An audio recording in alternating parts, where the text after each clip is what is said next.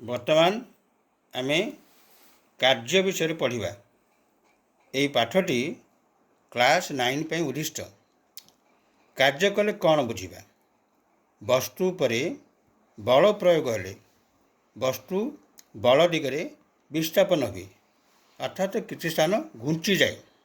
ଅର୍ଥାତ୍ ଯଦି ବସ୍ତୁ ଉପରେ ଆମେ ବଳ ପ୍ରୟୋଗ କରିବା, ଏଠି ବଳ ପ୍ରୟୋଗ କଲେ ବସ୍ତୁ କିଛି ସ୍ଥାନ ଘୁଞ୍ଚି ଯାଉଛି ବଳ ଦିଗରେ। ଏଠାରେ କାର୍ଯ୍ୟ ହେଉଛି, ଧର ଏଇଟା ଗୋଟେ ଅବଜେକ୍ଟ, ଏଟା ବସ୍ତୁଟା, ଏଟା ଅବଜେକ୍ଟ ଅଛି। ଅବଜେକ୍ଟଟା ଏଠିକି ଆସିଗଲା, ତା ମାନେ ଏଠି ଏତିକି ସ୍ଥାନ ସିଏ ଘୁଞ୍ଚିଗଲା, ତାକୁ କହିବା ବିସ୍ଥାପନ। ତାକୁ କହିବା ବିସ୍ଥାପନ।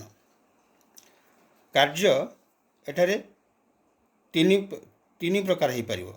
ଏକ ଯୁକ୍ତାତ୍ମକ କାର୍ଯ୍ୟ, ଯୁକ୍ତାତ୍ମକ ହେବ, ଯୁକ୍ତାତ୍ମକ କାର୍ଯ୍ୟ ହେବ, ବେଳେବେଳେ ବିଯୁକ୍ତାତ୍ମକ କାର୍ଯ୍ୟ ହୁଏ, ବିଯୁକ୍ତାତ୍ମକ ନା କି ବିଯୁକ୍ତାତ୍ମକ କାର୍ଯ୍ୟ, ଏବଂ କାର୍ଯ୍ୟ ଜିରୋ ମଧ୍ୟ ହେଇପାରେ। କେତେବେଳେ ଯୁକ୍ତାତ୍ମକ ହେବ? ବସ୍ତୁ ଉପରେ ବଳ ପ୍ରୟୋଗ ହେଲେ, ବସ୍ତୁ ବଳ ଦିଗରେ ବିସ୍ଥାପନ ହେଲେ ସେଠାରେ କାର୍ଯ୍ୟଟି ଯୁକ୍ତାତ୍ମକ ହୋଇଥାଏ। ତାର ଏଇ ଦିଗରେ ବସ୍ତୁ ବିସ୍ଥାପନ ହେଲା, ଅର୍ଥାତ୍ ଏରୁ ବିକୁ ଗଲା, ସେ ପରିମିତ ସ୍ଥାନ ଘୁଞ୍ଚିଗଲା। ଏଠାରେ କାର୍ଯ୍ୟ ଯୁକ୍ତାତ୍ମକ ପଜିଟିଭ୍ ହେଲା। ଏଠି କାର୍ଯ୍ୟଟା ପଜିଟିଭ୍ ହେଉଛି। ଦେଖିବା, ବଳ ପ୍ରୟୋଗ ହେଲେ, ଯଦି ଏଠାରେ ବଳ ପ୍ରୟୋଗ ହେଉଛି, ବଳର ବିପରୀତ ଯଦି ବିସ୍ଥାପିତ ହେଲା, ଏପଟେ ହେଲା, ଏ ଦିଗରେ ବଳ ପ୍ରୟୋଗ ହେଉଛି, ତାର ବିପରୀତରେ ହେଲା, ଅବଜେକ୍ଟର ବିପରୀତରେ ବସ୍ତୁଟା ଯେଉଁ ଦିଗରେ ବଳ ପ୍ରୟୋଗ କଲେ ବସ୍ତୁ ଉପରେ, ତାର ବିପରୀତରେ ବିସ୍ଥାପନ ହେଲେ ଏଠି କାର୍ଯ୍ୟଟା ନେଗେଟିଭ୍ ହେବ।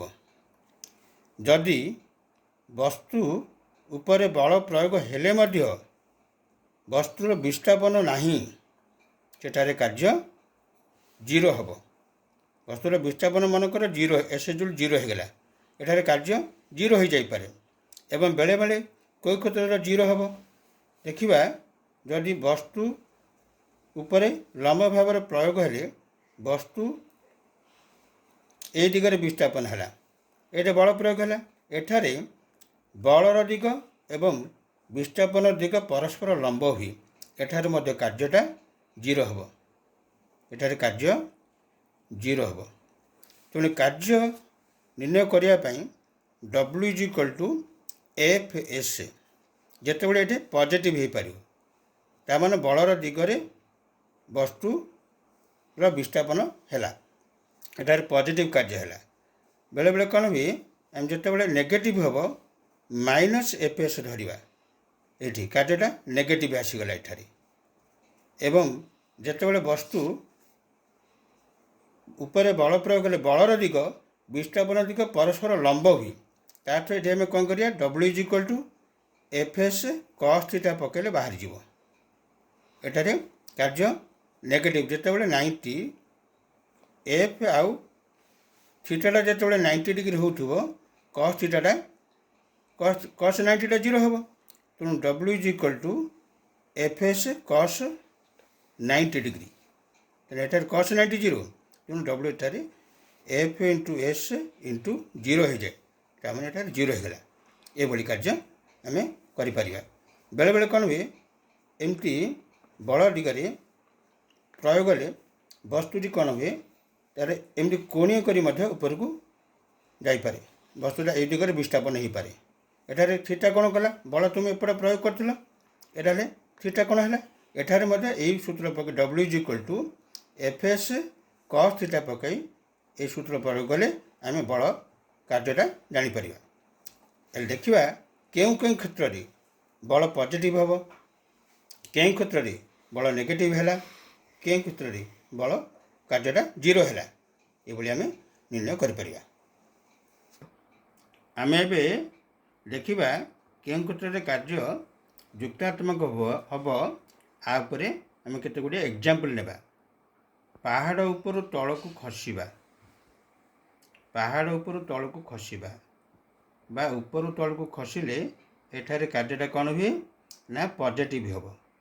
अर्थात माध्याकर्षण बल जो दिगरे टाणुची से दिगरे विस्थापन होची तेणु कार्यटे युक्तात्मक हो पार एवं बलर दिगरे जदि वस्तु विस्थापन है सेठार मध्य कार्य आम युक्तात्मक नहीं एमती कर देखा जदि पहाड़ उपर को चढ़ा पहाड़ उपर को चढ़ी उपर को जीवा ताले सेठारे कौन हम कार्यटी नेगेटिव हम एठारे विस्थापनटा बलर एवं बलटा कौन ऊपर तल को टाणुची आसलेसन जो ग्रेविटी टाणिला कि ऊपर को जब विस्थापन है ऊपर गला एच ऊपर गला एटार कार्य नेगेटिव है से भाई आम केते गुड़े एग्जांपल नेबा कूअरु पानी काढ़ा लिफ्ट ऊपर को जीवा एगुड़िक कार्य नेगेटिव हो पार धरी नियो एक आ गोटे एग्जांपल नेबा कार्य केते जीरो हो पार जड़े कुलीटे से कौन कर बोझ धरिकी स्टेशन रे जाऊँगी